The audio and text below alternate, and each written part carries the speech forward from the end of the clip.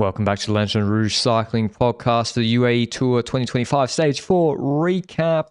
We have from Fujairah Kidfa Beach to Al Quwain, a sprint stage, a stage in which I said, I looked at Velaview, I said, there will not be any crosswinds. Don't bother tuning in. We'll get to the recap of this stage, and we'll also get to the recap of Algarve, the absolute chaos there yesterday. As well as Andalusia today. Andalusia's had 2 days of unbelievably good racing with Pidcock against UAE, against Van Hills, against the world. So great racing. Algarve will finish after we've recorded this. We'll recap that tomorrow. But UAE, Benji, could you explain the intermediate... It's a sprint stage, by the way, but could you explain the intermediate sprint competition, which is actually the most exciting part of this race? So basically, the basic explanation is that in normal races, you've got 8 points classification, which is points at an intermediate sprint and points at the finish line. That's not what we're talking about.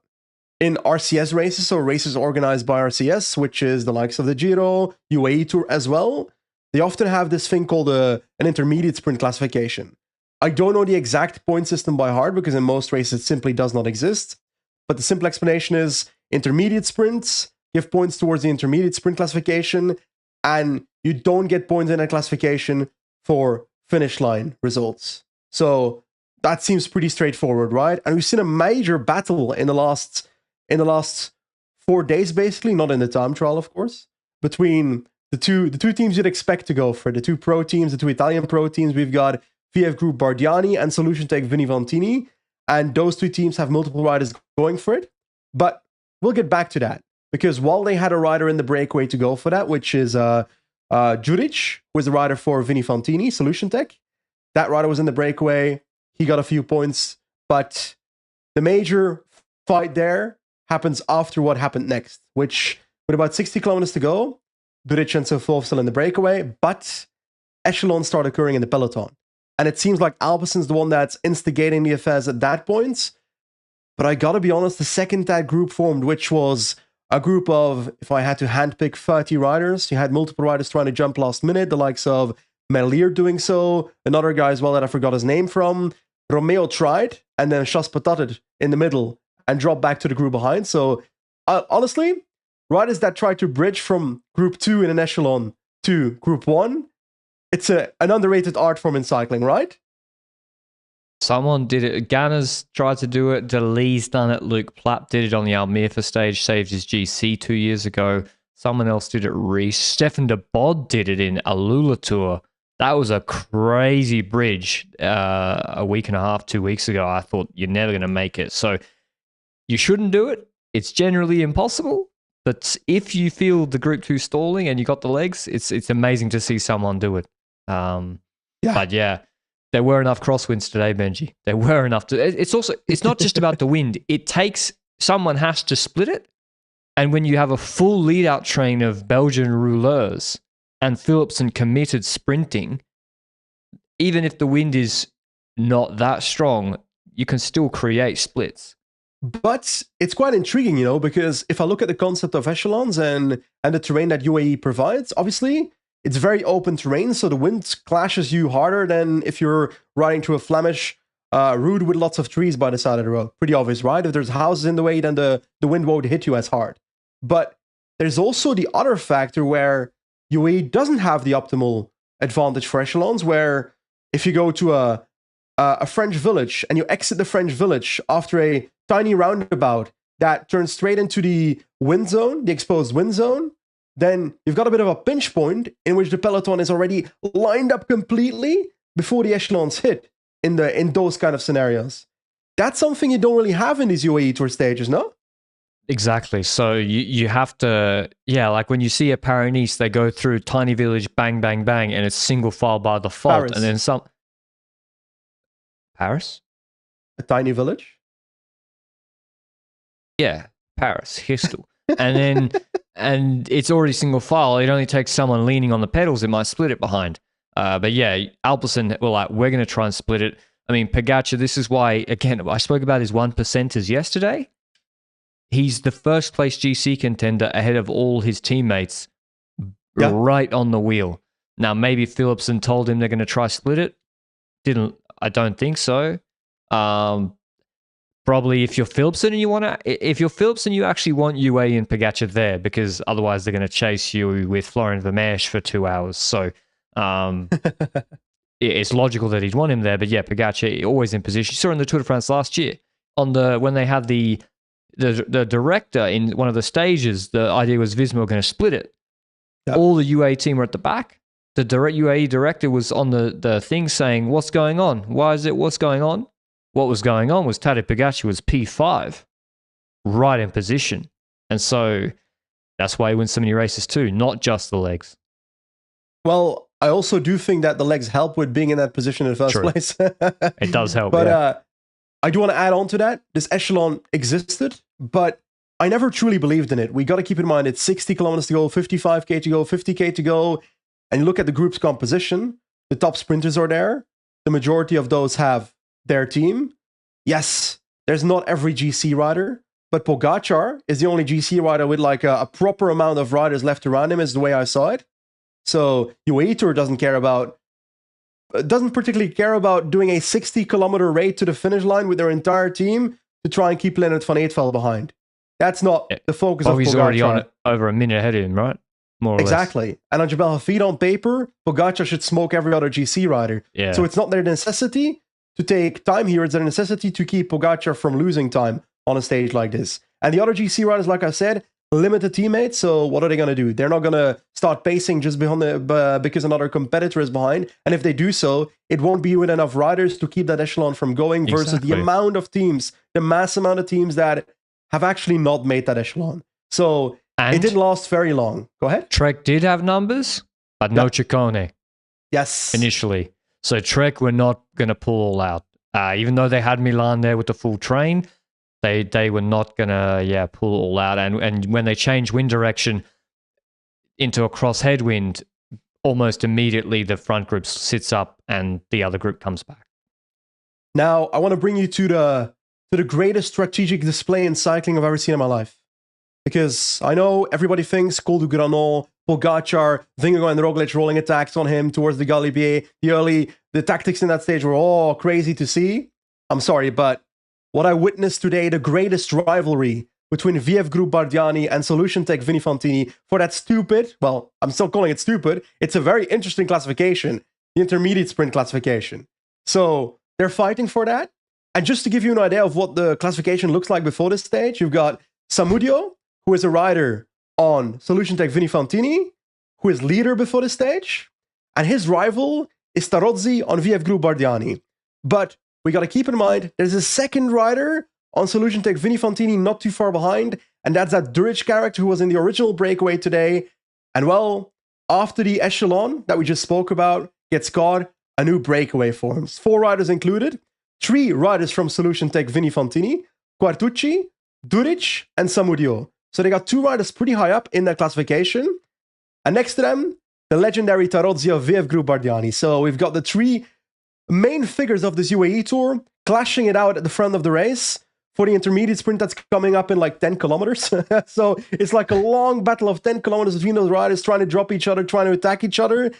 And that ends up happening, but it's in an intriguing way where it's not the 2 riders at the top of the ranking that get away. It's not Samudio. It's not Tarozzi. It's Duric and Quartucci, 2 riders of Solution Tech Vini Fantini, that kind of outplay Tarozzi and get ahead. And in doing so, take P1 and P2 at the intermediate sprint. Duric takes most of the points. And first of all, that changes the ranking completely because now Duric is the new leader for Solution Tech Vini Fantini. And behind that, we had another strategic display. In the second group, Samudio and Tarozzi are quacking against each other, figuring out who's going to get fed at his intermediate sprint. From the peloton, we get a thermonuclear attack by VF Group Bardiani member Biagini. Never heard that man before. Attacks from the peloton, launches past Tarozzi and Samudio, and takes the points on P3. Sorry, but that is the greatest battle I've ever seen in cycling. So I opened up the road book to see how much money they're fighting for. So the leader of the intermediate sprint GC gets 400 euros a day. It's not bad. That's like 2,800 euros across 7 stages. I'm sorry. One single piss in the wrong place and the UCI gives you a higher fine. And then the winner gets 2,000 and the second gets 1,000, third 800. So if you get P1, P2, P4, you got 3,500 euros plus the 400 euros, you're up to 5,000 euros. That's money. And you split it like, I don't know. Is that a lot for a team like this? If these guys are on 40K, yeah. if you can get 800 euros each, it's not nothing. Yeah, that's fair. I wonder what it is in the Giro. Because, what, sorry? Well, in the Giro, they have this same competition, but they don't fight for it as hard, so the money must be less. Maybe. I'm also wondering, for example, if we take a look at the grand scheme of things, in specific teams, that money goes straight to the riders. In other teams, that money actually goes to the mechanics. I don't know how that works in these teams, but I would guess because there's pro teams that those riders would get a notable amount from it, hopefully. Because they put in, well, to be honest, the mechanics also put in the effort. But it's like, I don't know. I hope the riders do get a certain portion of that. Nonetheless, I think we've glazed this rivalry enough. I think we can move on to the second echelons that you said the first ones wouldn't happen. So when there were secondary echelons later on in the race, I was like, holy crap. My God. Patrick's washed. Well, this is the thing. If you tell people there's going to be echelons, then they're going to be in a cross-set block headwind and nothing will happen. So you can thank me for that. But yeah, I don't know. I didn't actually see at this point how that split again, because I thought they'd give up after the first echelon. But yeah, it happened again. This one, is this the last time it formed or it came back again? I think it happened in two ways at this point. There was one that formed a little bit earlier. There's roundabouts too. As they got closer to towns, more roundabouts. I think the decisive one was with about, if I had to guess, 12K to go maybe? Something like that, where it formed. And the only notable thing that was like major in that situation was that Philipsen was the one with limited teammates. And he would like a lead out, of course. But I'm pretty sure that echelon also mostly came back together again in the end before the last kilometer, no? Yeah, so sorry, I meant this is the one that went. I thought this echelon was going to stay away. Normally, when one forms so close to the finish, everyone's tired, domestiques are tired, and I was surprised. Like Ciccone makes it, Bilbao always makes it, Poggi makes it, of course. Bjerg, UAE were riding all out. They didn't need to. True. And I was surprised this one came back and more. Jaco tried to ride, but yeah, maybe I think Van Eetveld or definitely Felix Gol missed it again. Hugh Carthy missed it. So there were riders that missed it. It came back, but at what cost? And also, it also cost a lot of energy to make the first echelon. Sometimes we saw in the UAE Tour before Jebel Hafeet last year, if you miss the split, sit in the wheels in the second echelon, your domestiques do all the dirty work bringing you back, and you stay calm, actually you can save energy. But yeah, you're risking not ever coming back. But it came back, I was surprised, really late. Trek strategy looked like to me, they don't care if it's a full peloton or an echelon. They want to keep their train fresh, and if they keep their train fresh and deliver Milan, he will win. They don't care who's there. I think so as well. I think that was what I was seeing as well. And now, during that echelon phase, Philipsen was a bit worried because his teammates were in the second echelon, Ricard definitely. So he was with limited forces there. I think Merlier still had a few riders in that group for sure.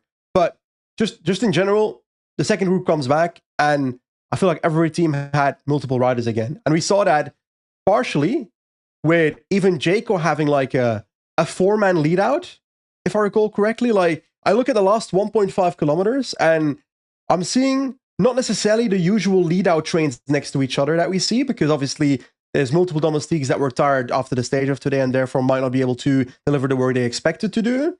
But we see individual riders at the front. We see a Bora rider riding at the front for a little bit, then an Alpecin rider taking over, or the other way around.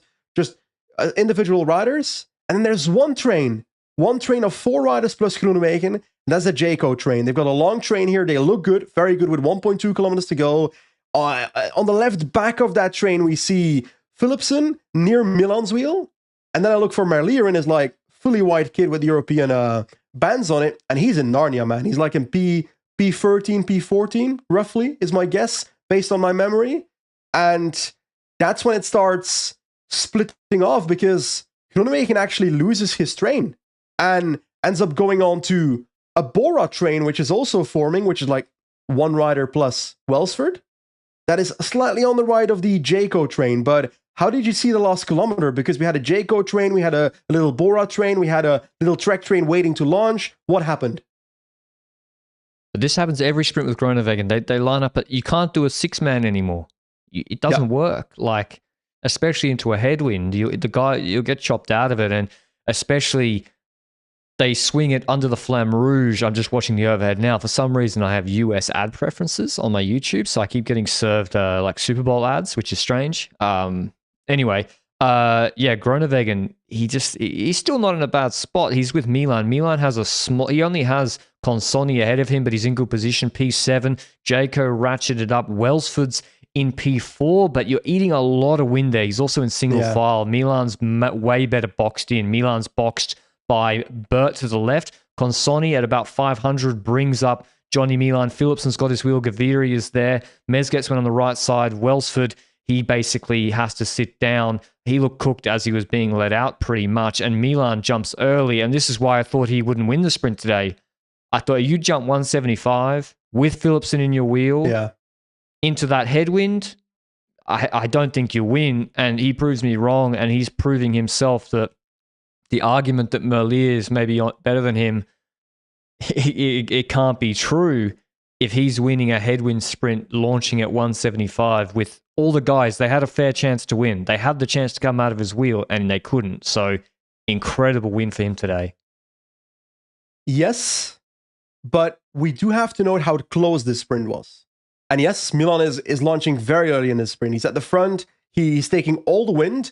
The wind seemingly came from the left front a little bit in the sprint. And the way we see the others move up is Philipsen is still in the wheel of Milan as Milan is launching his sprint. Welsford goes backwards on the right side of the road because he was cooked before the sprint even started. And the way I see Merlier is that he's kind of moving up on the left side half in the wind as well. So I think you need to consider a little bit that he's also riding in the wind a little bit. And in doing so, not necessarily fully in the draft. But it also makes it so that Philipsen's actually boxed in the wheel of Milan because Merlier moved up next to Philipsen. And de Chardonnay boxed him. So I agree. It's been my opinion for about 3/4 of a year now that Jonathan Milan is the best sprinter in the world. But when it comes to flat sprints, I think I put Milan and Merlier fairly similar, and maybe Philipsen a little bit behind. But his speed today was pretty good as well. So I think it's very close between the three right now. It's just the versatility of Milan versus Merlier that makes it different for me. And I think each one of these guys, they can all beat each other on a different day. That's how close the level is. I think if Merlier doesn't box Philipsen and then Philipsen isn't boxed by de Chardonnay and he can swing out earlier, I think he wins. De Chardonnay. Close enough. De Chardonnay. Yeah, the farmer. The Tahoe Lake Lake specialist. Every Flemish guy. I actually like him as a sprinter. I think actually he's pretty good. What was I going to say? Yeah, they're all close enough, and you can see it in the photo finish. And because Philipsen, he was in the box seat. He was perfect. The problem is, Merlier came over him. I want to say happily, I'm not going to wear the police hat today, and we don't have to. This was one of the cleanest sprints I've seen in a long time. Maybe because they were a little bit more tired from the crosswind action just before when it came back together at 3Ks to go. But there's nothing for us to talk about in that respect. No, there's as Patrick Lefevre said, Merlier boxed in Philipsen in a professional, acceptable way. You're allowed to sprint up next to someone and hold your position. Yeah. It's really great to see. And this is what we all came for. This is what the organizers would have hoped for, seeing the big three guys get to sprint against each other. And hopefully we have 3 more of these. 2 more of these. I think so as well.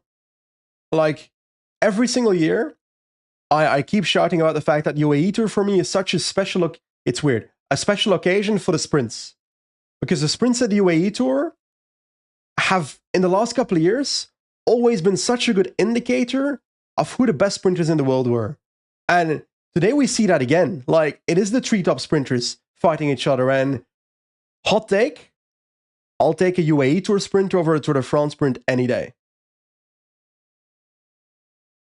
I mean, I don't have the same feeling in my stomach watching the UAE Tour sprint. Like, I agree, but it the depends. quality level here. This is quality. Like, yeah, about the sports merit, yeah, very much prefer UAE Tour long sprints. ass straight, bit of wind, really like pancake flat. This was pure sprinting. Yeah, really isn't really it cool. Tour de France sprint? You've often got a stupid little roundabout or a stupid little corner with about 300 meters to go that decides who's in position in the first place. There's no crazy wide road to actually have everybody lined up in the same position, similar positions. So it's just more mano a mano sprinting here and a little less dependent on the lead out, a little bit, if that makes sense. Yeah, like McClay had Van der Sande, for example, but he's basically surfs his way up to fourth. But you look at where he is at 1K to go. In the Tour de France, if you're P30 with 1K to go, pack it up. Pack it up. Like, yeah, it doesn't matter if you got a lead out. You're not coming back to the front. Whereas here, you can shoot from the back a lot. And actually, a lot. This has broken a trend. Normally, all the winners have shot from the back and come into the wind last 100, last 80. Yeah. And for Milan to go 175 like this, poor crazy. He wins the stage ahead of Malia Philipsen third, McClay fourth, Gaviria fifth, Jakobsen sixth, Groenewegen seventh, Bauhaus eighth, de Goitneer seventh, ninth, sorry, and Gerben Thijssen 10th, Decline 11th, Rajovic 12th. It reminds me of Kittel. Cool. It does. I keep repeating it. He is Kittel, yeah. Well, he's a bit more versatile based on what I've seen. I'll add that. Because Kittel wasn't winning sprints like stage one, if I recall correctly. Because he had, he was riding on like, what's it called? He was like 92 Shimano? kilo. Skilled Shimano. He was like 92 kilos, Kittel. But he had like Degenkolb as lead out, but also teammates. So the hilly sprints were for Degenkolb, if I recall. So a little bit of a dynamic back in the day. That was a fun decade. That's the problem for Pedersen. Yeah. The problem for Pedersen is Milan's too good. Yes. You may as well go for Milan because you look at Paris-Nice last year, you know, on the Pedersen style stages, he can still lose to a Bini, to a Koi, to a... Whereas Milan, he doesn't lose. If you get him to the sprint. Pedersen. Yeah, but they split their schedule this year. Whereas like with Van Aert and Koi is so clearly a superior bunch sprinter, but much less versatile than Milan. So it's easier to split them up. Still difficult though. I think a really cool sprint, Benji. I'll just make a note. Yeah, Lund Andersen. Yeah. These ain't the sprints for him. He doesn't have that, like, he is really like almost he's like a versatile Bini's not even a Bini. I don't think he even has the 5 second of Bini. He's light. I agree with you, but today he was also leading out Jakobsen. So that's true. Kind of Sorry, I apologize. But I do agree with you. These are not the sprints for Lund Andersen in the same way that I didn't see these sprints as Caden Groves sprints back in the day, you know? To be honest, this is Fabio's best sprint result since the Tour last year. He moved from P15 to like P whatever he finished in like the last 150 meters in the draft, like McClay did that one time. Like slaloming between riders. Yeah. He won a Tour de Hungary sprint like that, actually. He did a slalom win. It was cool a couple of years ago. So, alrighty. Tomorrow's stage is another sprint from American University Dubai to Hamdan bin Mohammed Smart University, 160 Ks. It's why have they called it that? This is the Dubai Harbour Sprint. Why are we calling it different names every year? It's Dubai Harbour Sprint. I was getting confused. I was like, mate, University's paying.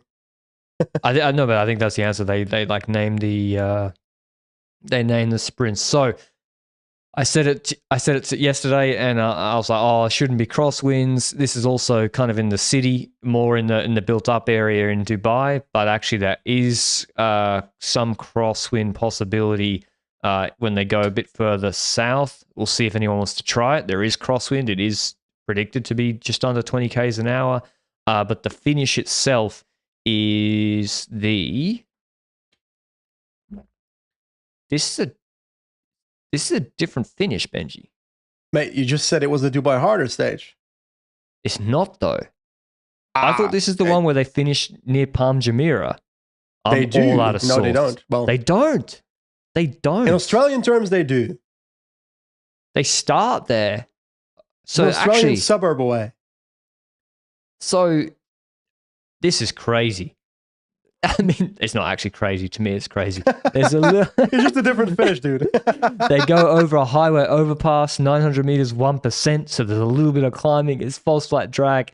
And then, yeah, they finish. It's a lot more. It's really technical, this finish. Wow. So the last 3.4 Ks, they go around this huge highway overpass. And then, yeah, they're going towards the university. Then it's straight for a couple of Ks. Then a fast right-hander where they won't have to brake it, about a 1.2 Ks to go. And then there is a right turn where they will have to brake at 600 meters, another bend at 400, and then it's straight the last 400. The wind direction is actually crosswind from their right shoulder, so you want to sprint on the left side tomorrow. Tomorrow I feel Tim Merlier. I'm gonna back him again. I'm gonna stay on the winning horse. I'm gonna go for Milan again. I know it's boring, but doing it anyway. But I've got a more important question. The existence of a Hamdan bin Mohammed smart university, does that mean all the other universities are dumb? What do you mean? Why is it called Smart University? Oh, Has to be the silliest name I've ever heard in my life. yeah, I don't know. Smart University. Look And it it up. starts at the American university. So are they indirectly telling everybody that I'm not even going to name it? I think they're criticizing Americans here. Could be like is it an acronym for something? I don't know. I don't know either. I'll give you 24 hours to figure out the acronym. I didn't like university. I didn't enjoy it as much as I thought I would. Well, mate, what is a university in Australia? For example, in Belgium, we've got the 6 years primary school. Education after high school. It's different here because your high school is different from my high school. We've got 6 years of primary school, followed by 6 years of secondary school, which is your high school. And then we've got 3 years, which we call hogeschool, high school, which is a bachelor's degree. And if you want to do a master's degree, that's a university. Yeah, but this is why European productivity is fucked, Benji, because you guys have some sort of scam system where you study until you're 30 years old instead of entering the workforce. The master's degree is basically a bachelor's degree in America, the UK, and Australia. Is that how I understand? Is that what you're describing, right? A bachelor's degree is a 3-year study for a degree that's called a bachelor's degree. A master's degree is an additional 2 years on top of that for a 5-year study, I think. But yeah, like bachelor's in Europe, you can't get a job with it. I had a job with a bachelor's degree. Everyone does a master's. I didn't. Yeah, but you got a job. You must have been good. Wow. Well, I decided to go to a smart university. No, I didn't actually. A smart high school. So during COVID, my plan was, if the pod hadn't worked, I was actually going to do a Master of Econometrics at Monash. I'm going to do a Master's. A Master's in what? What in where? In Monash University. What does that even mean? Econometrics is like statistical analysis of economic data. I got to add, Luke is telling me that you're waffling. I'm waffling about the harbour start or about universities? No, about in everything. Europe? Yeah, of course I'm waffling. I'm just making it up. Where's UAE Tour? We got to fill time here. Anyway, talking about filling time. Actually, I would like to go back to do a master's in Europe somewhere. I'm very happy for you. And anyway, as Benji explained it, it'll be with 19-year-olds. Apparently, we're going to something that we can waffle about for quite a while, because UAE Tour wrap up good. Yesterday we had a race, Volta al Algarve, which is the first stage of that race, and let's just say it wasn't without drama, because it's a sprint stage. We see the parkour looks to be a sprint. We see the lead up towards that sprint. It's going to be a sprint. We see the last 5 kilometers, last 3 kilometers. I won't even go into who's at the front at this point because it doesn't actually matter. We enter the last kilometer, and that's where drama, where shit hits the fan in the last kilometer. Explain it.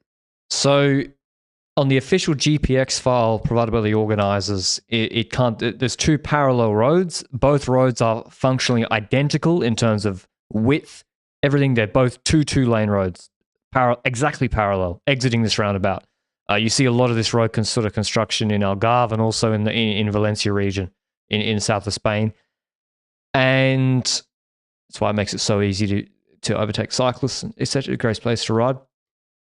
The deviation is before the roundabout at 700. So the riders are supposed to go left. At the previous roundabout, a couple of 100 meters before, they went the right way around, the other way around the roundabout. So they're supposed to cross diagonally between the two roundabouts to go the left way. The racing line, the quickest way, is by far the right-hand side. And in this right-hand side, they've set up the deviation for the motor vehicles, which, because a car has to fit through it, necessarily is very wide. The person signaling the direction that the rider should go, as I understand it, was not in exactly the perfect position, nor was there sometimes. And normally when the riders have to be filtered this way, they will run barriers gradually diagonally across, but they can't do that because it's the moto deviation. Now, this finish has been set up like this for a number of years and it hasn't happened before. Now, I would say just because something has a 10% chance of bad happening, that doesn't mean because it didn't happen badly twice or three times in a row that it means it's fine. But the riders, a lot of them did know the way it finished. And in the road book, it said they should go the left way around this roundabout. So the riders, I think it was Drisner's. Yep. He's finished his pull on Lotto. He's trying to get out of the way because he's finished his lead out, is how I looked at it on the overhead. Okay. He points left to the Broe train behind him. He's trying to move right, and just the whole peloton and Broe just keep following him right.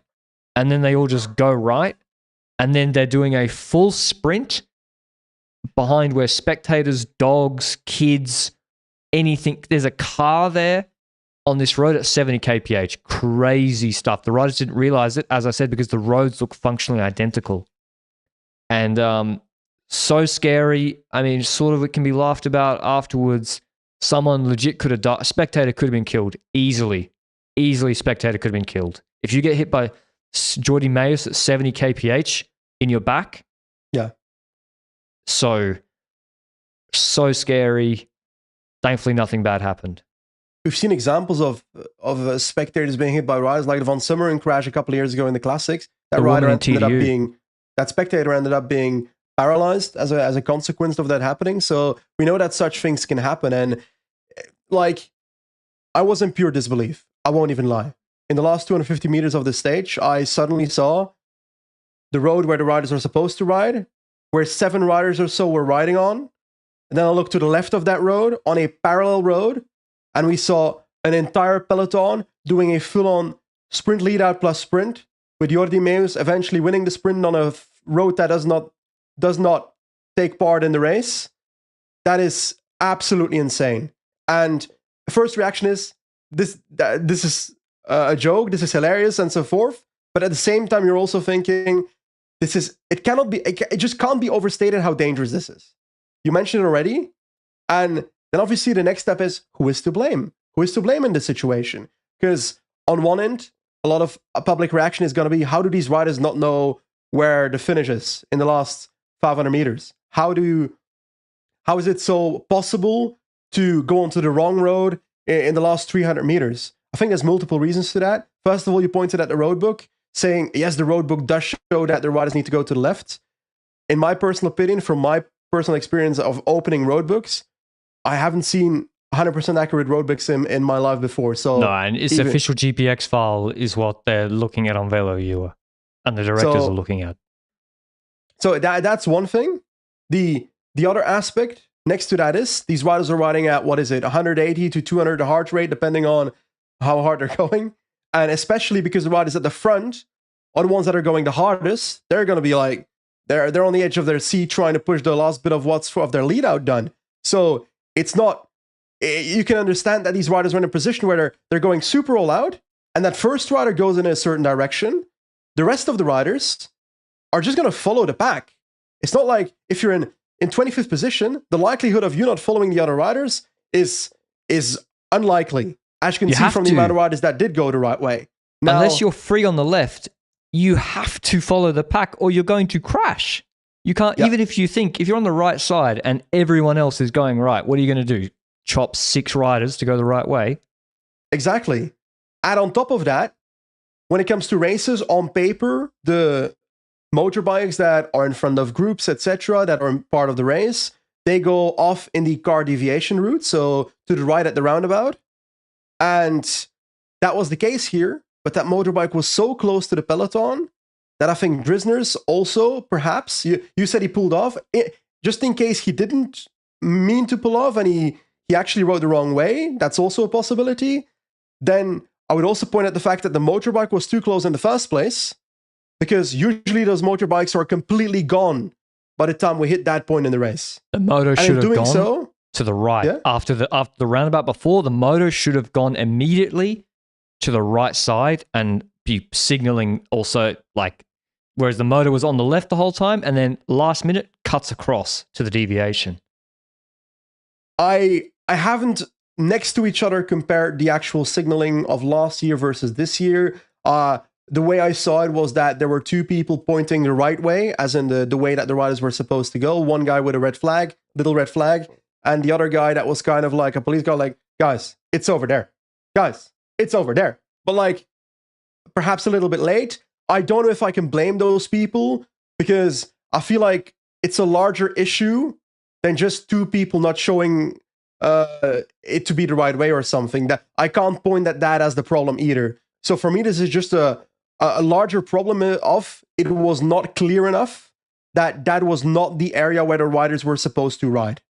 And there's multiple aspects that could have improved that. And there's multiple factors that all tangle together to make this happen and to make it so that the peloton rode the wrong way into the car deviation route, while some riders, for example, Filippo Ganna, who you can see him like look like a meerkat above the peloton and see, oh snap, it's to the left, then move to the left of the road and actually take the right side, the left side of the roundabout, but the correct side. I should not say right side, that makes it very confusing. He takes the correct side of the roundabout and he ends up doing a wonderful solo to the line in the last 200 meters and winning it, with the likes of Gregoire, Kristen and so forth fighting behind him, if I recall correctly. A wonderful solo. I think it was a wonderful solo. Now, this is already pretty scandalous, what happened. But I think at this point, results-wise, we need to look back at the history. And I remember Tour of Britain stage in 2022. I think the finish was in Mansfield. I think Serrano was maybe GC leader at that point, but I'm not sure about it. Or maybe Aramburu, I don't know. They're all the same anyway. And in the last 250 meters or last 500 meters, the peloton also had half the group ride the wrong way. Jordi Meus was still given the victory in the stage. And I'm sorry, but he got the victory. He got the UCI points and the bonus seconds, if I recall correctly. But the rest of the group that rode the wrong way was put in the same time according to the 3-kilometer rule. And I'm actually not sure they would apply that if it was only 7 riders that rode wrong, or only 1 rider that rode wrong. But I feel we've got a very similar situation than that Tour of Britain stage in this example here for the Algarve. We've got a peloton that rides the wrong way, and we see that there is no winner. Ganna suddenly is not the winner of the stage anymore. And I think that's completely unfair. Oh, it's outrageous. What? Ganna goes the correct way. I mean, the stage wasn't neutralized. The stage continued to the finish. And then, yeah, if you want to put everyone on the same time, absolutely fair. I think everyone should get the same time. No bonus seconds. Ganna has to get the win. Yep. I don't understand. It's like when Louis Mainches won the Pays Vasco stage, where they continued it after the massive crash of Vingegaard and Remco and stuff. Like, he still gets the win. Yeah. I don't know if there was GC gaps, but yeah, I just don't know how you can scrub off Ganna's win. He literally went the right way and won. I agree. And like, I fully agree with you that I had criticism towards that Tour of Britain stage that they still gave the winner UCI points and bonus seconds. I think that part's unfair. When it comes to this Algarve, the result that should have been the case was Ganna's the winner of the stage. Organization acknowledges that there was a problem and tries to investigate how they can do it better in the future. And when it comes to results, put everybody in the same time as Ganna, no UCI points, no bonus seconds. Ganna's still going to be happy because that's another victory for Ineos. He apparently also rejected going on the podium himself because they asked him to go on the podium. I think Daniel Benson posted that on Twitter, which I think that's a pretty class gesture from Ganna himself. But then again, maybe they had already told him that he wouldn't win the stage at that point, which I'd also find it stupid to go on the podium then. Yeah, I don't really understand the podium stuff either. I think Ganna didn't refuse to like accept the stage victory. He didn't refuse it. Yeah, it's all very strange. In the end, it's a bit of a shame. And, you know, Ganna was robbed. Jordi Meus loses the chance to sprint for the win. Not just Jordi Meus. Yeah, everybody loses the chance. And it's also, I was scared. I thought for sure someone would have a major crash. It's actually a miracle it didn't happen. Thank God it didn't. And also the organizers, I got to say, they did say, you know, they've come out and said it could be signaled better. They didn't blame the riders. And so I think it'll be hopefully fixed. Because, sometimes the organizers are like, well, the rider's responsibility. And it is the rider's responsibility to follow the course. But if you think they're going to memorize every corner and exit in 200 Ks, it's just not going to happen. It's not realistic. I did find Arnaud Dele's reaction pretty funny because he reacted pretty hot-headedly in the interview after the race and said something along the lines of the first... He kind of basically insulted the first rider that turned onto the roundabout and went the wrong way.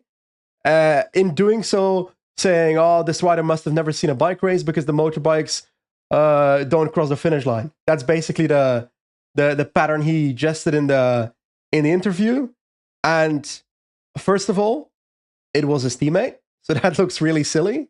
But second of all, I feel like Arnaud Dele I love riders having an opinion, but it does grind my gear a little bit that Arnaud Dele has advocated more for less for rider safety than he's been avoiding putting any blame on race organizers.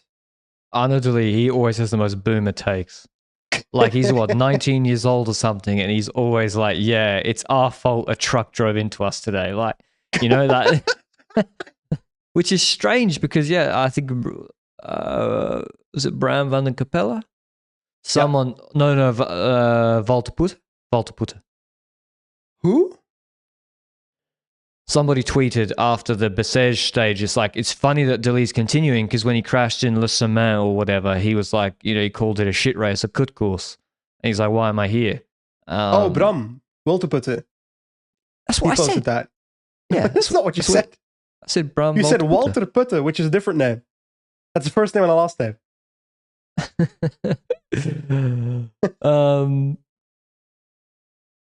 So Arnaud Dele, keep the takes coming, I guess. And it's a shame for Algarve. Today we have an uphill finish. It's on at the moment. Visma pacing. We'll see what happens. Elsewhere in Andalusia, we've had some fantastic racing. Really, really exciting.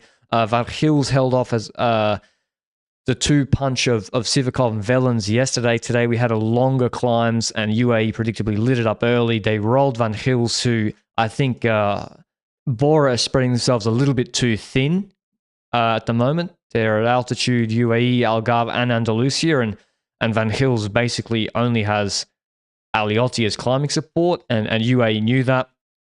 They sent out Arrieta up the road, and Van Gils got dropped. Pidcock then leant on Van Gils, then attacked him right at the crest of the final climb. Smart. Then used his descending, it was smart. Then used his descending prowess to come back to Sivakov. Sivakov, who was 7 seconds behind Van Gils. Those two then rip the gap open. Van Gils blows up. Gap goes from 10 seconds to 2 minutes. Decathlon was super strong with Staune Mittet. who looks really good after leaving, Visma. It's his first big race for the team. And Clement Berthet, the ex-mountain biker. And they're also up there on GC. Brandon Rivera was there. They relay. And Van Hills basically loses all the time on GC. And on the final climb, despite a bit of stalling, Pidcock dusts everybody in the sprint. Sivakov takes the GC lead, goes into the leader's jersey. There's no bonus seconds apparently on some stages, which I also don't understand. That's got me fully confused. Like on some stages there are bonies, on others there aren't. That's interesting. Yeah, which is like... Should we do that in Grand Tours? It is interesting. Have if like Poggy a keeps certain winning, stage they'll with do like... that. What, sorry? If Poggy keeps winning, they'll take them away. What? Can you incentivize attacks on like a stage that is like half a versatile maybe sprint, but attackers might get away? Can you incentivize GC riders from launch to launch by giving like 30 bonus seconds at the finish line? Jabel Jais. They got to put an intermediate sprint halfway up that thing. Yes. Please. But the Dauphiné and Paris-Nice has been doing that though. Yeah. Paris-Nice puts the intermediate sprint halfway up climbs, and then it's actually very interesting that, yeah, if the rider goes for it, sometimes they pay for it. I remember De Plus paying for it, or Bernal a few years ago. It's like in Basque Country, when Remco was in the leader jersey, maybe, there was like an intermediate sprint before the final climb. Is it then that he had his Merlier sprint? Yeah, he went like all out for like a bony, like 1 second delta, and then like cracked and lost a lot of time. Yeah, I find it really interesting when they're in strange places. But yeah, Pidcock wins the stage, another Dubsky. So his his fourth win this year. He'd only won 5 races total in the previous 5 seasons. 1, 2, 3, I can't count, 4 seasons. Of course, these aren't at World Tour level. It's not an Amstel Gold race, but you know he's got 4 wins in 7 race days. So I'd say Q365 so far are getting their money's worth, and it'd be interesting to see what he can do. UAE got the strongest team here. They got Sivakov in the leader's jersey. He's leading GC now by 23 seconds over Berthet and 32 seconds over Pidcock, and Wellens is still in 5th on 103. So and Soler also close. So it's been very interesting. The stages do get a bit easier without the bonus seconds. If they had been in place, Pidcock could have made it close. I don't know if they come back, but yeah, I think the next big stage will be stage 5. There could be a raid, but yeah, great race so far. Exactly. I didn't see it. I won't even lie. I was gonna watch it, and then some guy knocked on the door and said, "I'm gonna have to pull out your electricity for an hour." And I was like, "Really, boy? I'm watching Andalusia. Do you know what that means?" And it was like, "Don't care." Boop. I had no electricity for an hour, so really, I ended what up are they coming doing? back. I have absolutely no clue. All of Benji's credit card information for sure is getting rerouted somewhere now. Possibly, but I do have some positive news. Oh yeah, well, relatively positive news. We are gradually coming closer to my little village finally having proper internet. It's not the case yet, but hopefully it gradually comes, because I got an email the other day that they're starting to work on it. What? Will London get internet? Yes, finally. Because, unironically, the internet I have here is the worst. You might have noticed on the live streams. It is bad. Today's been all right. So the second I've got like FiberNet in this area, we're going to be zooming on this podcast. It's amazing. Maybe your man fixed it. No, he didn't. What was he doing? Where was he from? I don't know. Did you? I didn't care. I wanted to see Andalusia. Okay. I was like, when are you coming back? I need a podcast in an hour. Fair and enough. I was like, I'll make it happen. And he made it happen. Luckily, I delayed it then. Yes. Okay. Thanks for listening. To be fair, it would have been done if you hadn't delayed it. True. Yeah. I've been terrible the last couple of days. Thanks for listening as always to the UAE Tour wrap up. We'll go watch Algarve now and hope it's good. But yeah, absolutely jam-packed racing at the moment. The last bit of news is David Guru, unfortunately, was hit by a stray animal in training. So hopefully he's okay because he looked in great shape in Oman. And I just hope he's all right. So yeah, that was a bit of news from FDJ that Luke just told us about. Hope you enjoyed the pod, and we'll see you tomorrow. Ciao, ciao.